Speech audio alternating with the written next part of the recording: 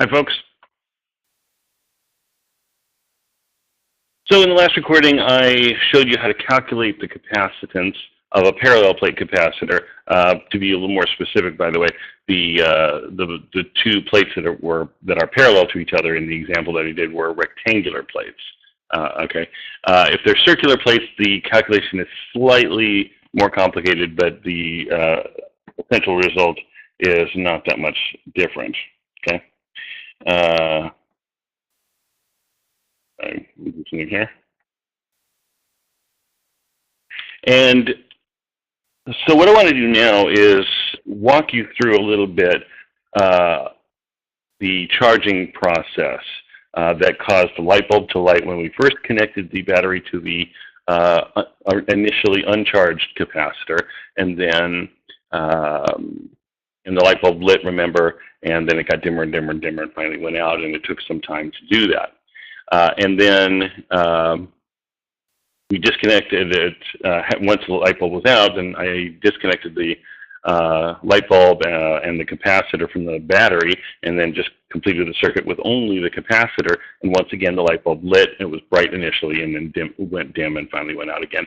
And I pointed out, I mentioned in that recording, that the time that it took to be bright, go dim, go out when it was connected to the battery, and the time that it took to do all that when it was connected only to the capacitor, those two times were equal to each other, or at least appeared to be. And it turns out that they were.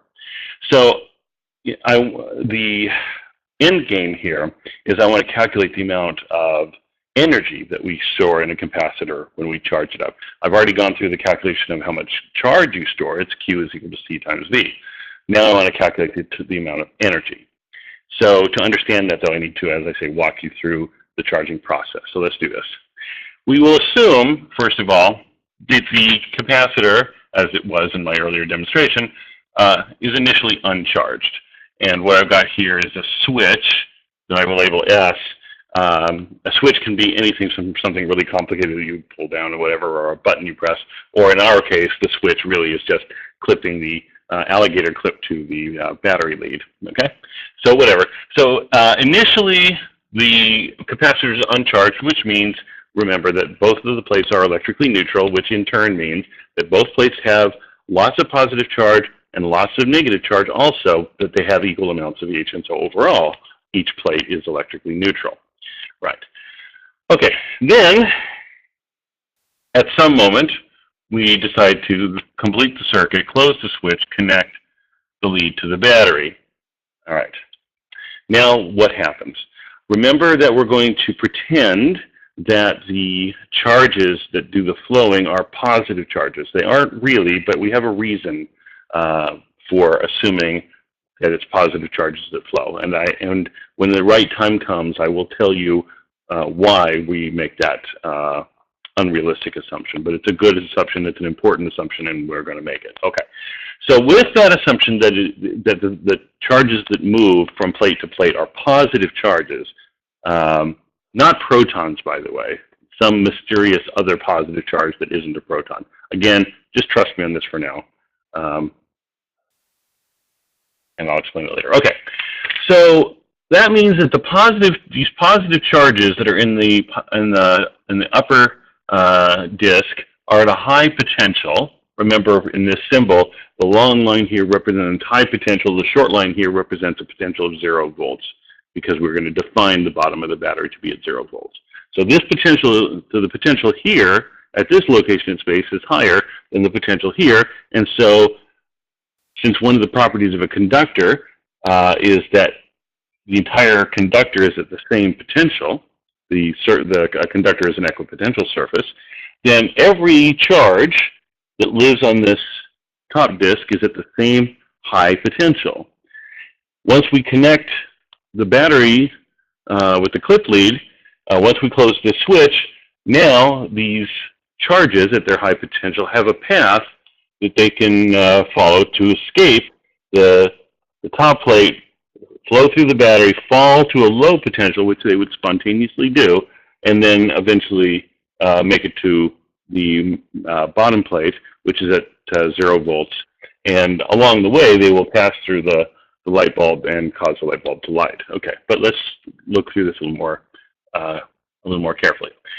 Okay, so we close the switch, and to start off, let's look at the very first charge that leaves the top plate heading for the bottom plate.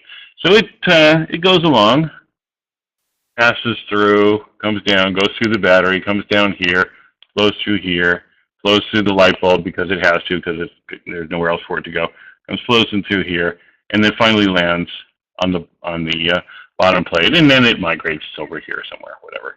Okay, so this first charge does that. Okay.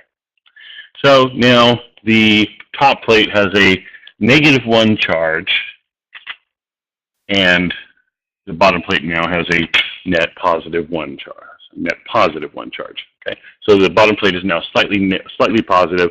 The top plate is now slightly negative. But the potential difference is still way, way large enough that another positive charge leaves. Okay, so another positive charge leaves and starts heading up this direction.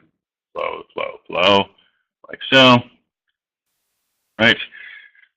The second positive charge arrives at the bottom plate. Now, the first charge that went, the earlier one, the first one, it had no difficulty getting onto the bottom plate. Because remember, the bottom plate is electrically neutral, or was, but it isn't anymore. For the second charge, it's going to head for the bottom plate, but now the bottom plate has a slight, very small, but nevertheless more than 0 positive charge, which means that the second positive charge is going to face a small repulsive force due to the electric field of the first positive charge that got there before it. Before the second one. And so it's going to be slightly harder, meaning we're going to have to do slightly more work to get the second charge onto the bottom plate than we had to for the first charge. Indeed, the first charge didn't require any work at all, any force at all. But so there is a slight repulsive force, but it's really, really tiny. And the second charge takes virtually no, it's very, very easy for the second charge to make it in than it was for the first charge, but not completely as easily. It's just a little bit harder. Okay, so it faces a little more repulsive force, but it makes it, and it spreads away. That's the first charge. That's the second charge. Now comes the third charge. Same argument, only now the third charge coming in, it has to fight against the field of the 2 positive charges that preceded it. So a little larger repulsive force for the third charge than there was for the second charge. So the battery is unchanged, so the force that the battery provides, more correctly the force that the electric field of the battery provides, that force is unchanged, but this repulsive force has increased. And so the net force pushing the third charge along is a little bit smaller than the force that pushed the second charge along. Nevertheless, the battery is big. This repulsive force is still small, so the third charge makes it in. And it goes somewhere. Now the fourth charge comes in, and now it has to fight the field of the 3 preceding ones. So it's harder still. Now, I suspect by now you get the point. Every single charge that leaves the top disk and heads to the bottom disk is facing more repulsive force than any of the charges did before it. And so the force that's repelling, trying to prevent any additional positive charges from getting onto the bottom disk, that force is increasing continuously. Most of the time, or for the early going anyway, for the earliest charges, the force that the electric field of the battery provides overwhelms these repulsive forces, and so the current initially, that is to say this flow of charge initially, is very large, very strong, and a lot of charge makes it on there with very little difficulty, with no noticeable difficulty. However, as time goes on, the bottom plate gets more and more positively charged, and pretty soon the repulsive force that develops gets to be significant. And sooner or later, and usually sooner, later charges have a great deal of difficulty getting onto the bottom plate because now the repulsive force of the positive charges on the bottom plate have gotten significant. Okay? And the more and more charge that accumulates here, the bigger and bigger repulsive force there is that the later charges have to fight against. Eventually, the repulsive force provided by the bottom plate matches the force that the battery is supplying. At that point, the two forces exactly balance, and there's no longer any force driving the charges from the top plate to the bottom plate. In other words, no further charges from the top plate can possibly make it to the bottom plate because the force of the battery that drives them is completely canceled out now by the very large repulsive force of the bottom plate. At that point, the flow stops, but the only reason the light bulb lights is because there's charge flowing through it. Once that flow stops, the light bulb goes out, which is what we saw, but even more than that. Remember, we saw that the light bulb got dimmer and dimmer and dimmer before it eventually went out completely. Well, this explanation explains that as well. Because, remember I said every subsequent positive charge moves more slowly because there's less force on it than any of the previous ones. Well, that means the amount of charge flowing through it each second is smaller than it was the previous second. Okay? And so as time goes on, the number of charges that are making it through per second is smaller and smaller and smaller. And with less and less charge flowing through, the light bulb is dimmer and dimmer and dimmer. And eventually no charge is making it through, as I said earlier, and that's when the light bulb goes out completely. And that's how a capacitor charges, because remember, for every positive charge that gets stolen from the top plate then has become more and more unbalanced in favor of negative charges.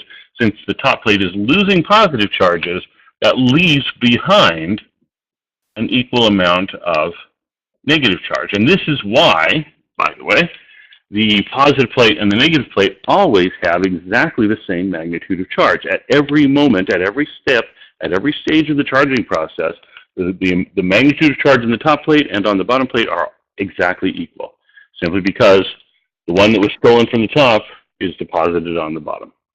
Okay? So that's how a capacitor charges. That's why the light bulb behaves the way it does. And the next issue is, okay, how do we turn this explanation into a calculation of energy? That will be the next recording.